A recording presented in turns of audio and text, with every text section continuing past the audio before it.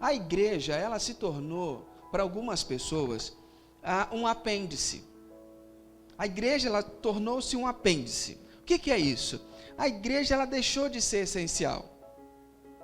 Nós não organizamos a nossa vida mais em torno de uma comunidade cristã. Não, a comunidade cristã, ela passou a ser algo adjacente. Assim como, de vez em quando, eu compro um título de um clube, que eu vou lá de vez em quando, na igreja também, algumas pessoas começaram a se relacionar assim com a igreja. Eu vou lá de vez em quando. Quando dá vontade, eu vou. Então, a igreja se tornou algo adjacente. Quando dá para ir, eu vou, mas qualquer compromisso que eu tiver, é mais importante, eu coloco a igreja em segundo lugar, porque, na final de contas, todo domingo tem. Um outro fator que faz com que a igreja perca força, a reunião da comunidade, é o fato da gente cultivar uma espiritualidade intimista. O que é isso? Nós começamos a achar, porque às vezes a gente está numa igreja como essa aqui, vamos supor, em que a mensagem sempre procura trazer alguma coisa para o seu dia a dia, para que você leve para o seu dia a dia. Então você começa a cair na ilusão de que a espiritualidade tem a ver com você e com você somente. A gente cai na ilusão de que a espiritualidade só tem a ver conosco, com a minha vida, com o meu trabalho, com a minha família, que só se resume a isso. Então a gente começa a cultivar uma espiritualidade intimista. Todas as nossas orações para Deus dizem respeito a mim, ao meu benefício e a como eu posso ser uma pessoa melhor. E quando a gente começa a cultivar isso, a gente perde uma noção do todo, que eu vou falar um pouco mais na frente. Outra coisa que ajuda muito é a cultura de consumo. O fato da gente estar acostumado a consumir coisas e pessoas. Nós estamos acostumados a isso. Nós consumimos pessoas e não mais somente coisas. Amizades passam a ser descartáveis. Você está acostumado com a síndrome do supermercado, onde você vai, pega o que você quer, põe no carrinho, paga e vai embora. E aí, depois do supermercado, você vem para a nossa casa, streaming. Você escolhe o que você quer. Você não é obrigado a ficar mais numa programação de televisão, aguardando o horário em que o filme vai passar. Você é senhor da programação, você põe o filme na hora que você quer. Eu lembro que quando na minha infância, idade sofrida, eu esperava 5 anos para ver um filme na televisão quando saía no cinema. 5 anos para poder ver um filme. Mas teve uma vez que eu me libertei, abriram um cinema na minha cidade. E pela primeira vez eu fui assistir Titanic. Olha quando que eu fui no cinema, velho. Eu fui assistir Titanic, tem noção? E eu não chorei. Tá? Não chorei.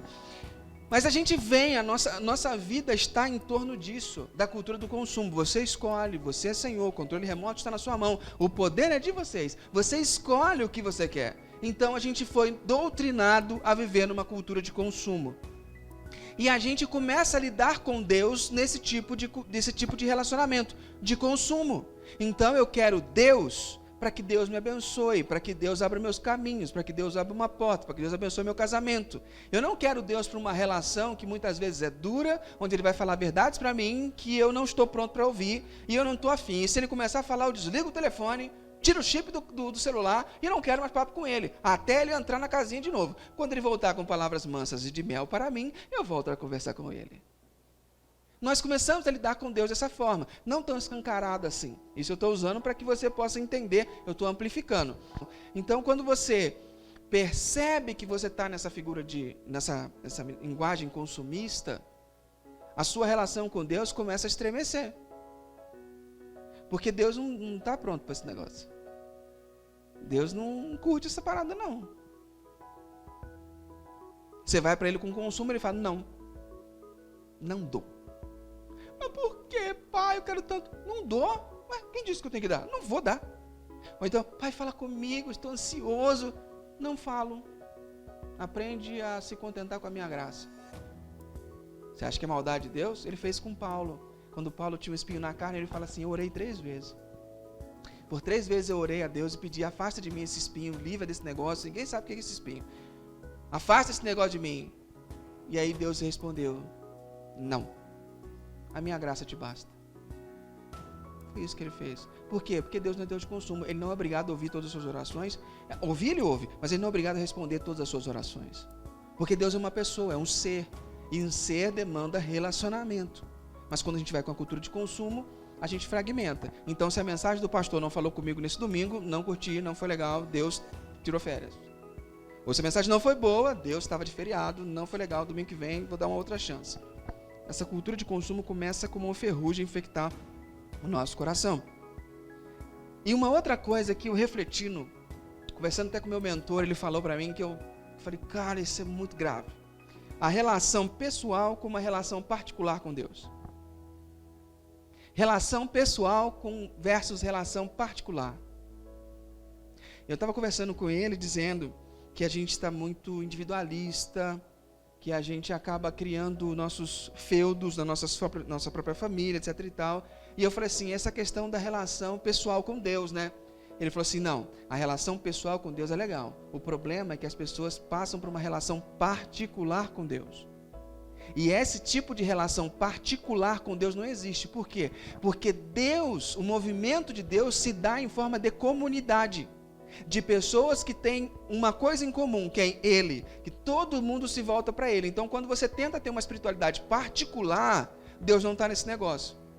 Não existe uma espiritualidade cristã particular. Deu para saber a diferença? Deu para entender? Deus não está nesse negócio. Por quê? Porque Ele, desde o DNA, quando Ele quis chamar um povo para ser seu, quando Ele falou para Abraão, Ele fala, Abraão, sai da sua terra, vai para a terra que eu vou te mostrar, porque lá você será uma bênção para as pessoas, você será uma bênção para todas as nações. Então está sempre envolvido comunidade. Ele não disse, Abraão, sai da sua terra, vai para aquele lugar lá, porque lá eu vou te abençoar. Não, ele fala, você será uma bênção para as pessoas, porque a espiritualidade, a vivência cristã, não pode ser de foro íntimo, somente particular. E a gente cai na nossa vida de altamente privacidade e autonomia, de achar que a fé cristã tem a ver com a minha privacidade. A fé é algo de foro íntimo. Desculpa, a fé cristã não é de foro íntimo. E eu vou tentar te convencer do contrário nessa mensagem de hoje.